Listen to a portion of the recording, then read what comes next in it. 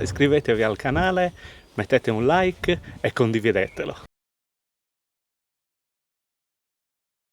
L'ho scavata nel 1996, era tutta sottoterra e nello scavo praticamente si è visto che c'era questo grosso circolo. Si è pensato di scavare qua perché il contadino aveva riutilizzato il muro della capanna per farsi il muro di divisione del terreno.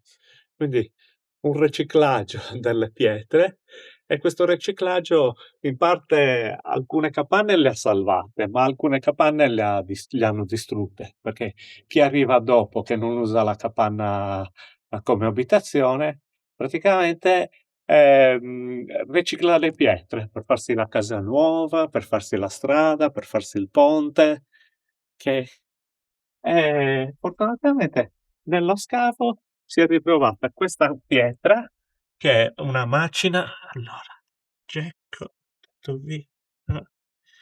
Lo mandiamo via. Ok. Dai, Gecko. Mm.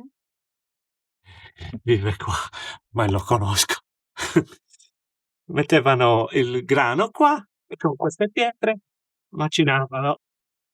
Qua c'era un vaso che conteneva la farina, quindi la farina andava all'interno di questo contenitore, di questo vaso realizzato appositamente per essere incastrato qua.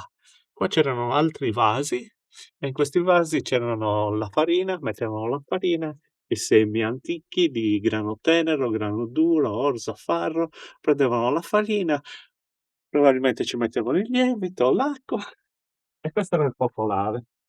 È tutto ricoperto in argilla, era? Ok, qui si vede l'argilla, quindi una sorta di refrattario che mandava il calore su quello che era il pane e la copella per l'acqua. Così avevano tutti gli strumenti, il panificio antico.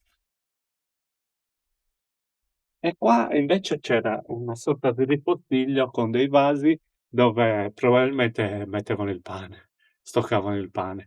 Questa capanna ha tutto un pavimento in argilla, come quelle, per esempio, ritrovate che sono al Museo Archeologico a Nuoro, avevano uno strato di argilla, poi il sughero e poi di nuovo argilla. Parte di questa argilla era parte della copertura, qua. Qua c'erano i pali di legno e dovevano proteggere sicuramente dal fuoco il legno, e quindi ritroviamo tutta l'argilla fresca che veniva messa sui pali, poi questo si seccava, hanno inventato il caminetto, il prototipo del caminetto. Se vi è piaciuta la mia storia, iscrivetevi al canale, mettete un like e condividetelo.